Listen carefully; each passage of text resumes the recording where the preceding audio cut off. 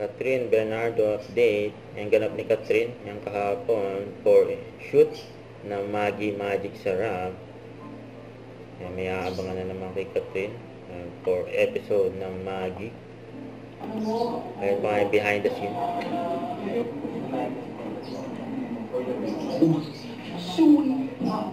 Kaya yung mga sabi ni Catherine.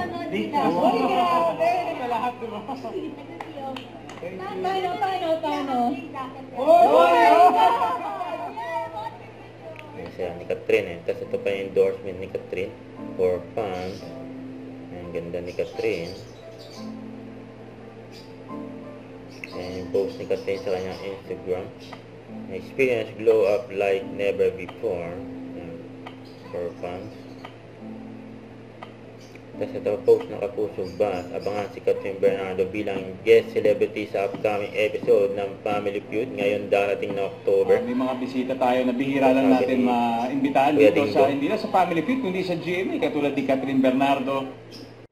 Huwag kalimutan mag-subscribe, click ang notification bell for more updates. Try po ang with your reaction vlog. Bye guys, thank you for watching.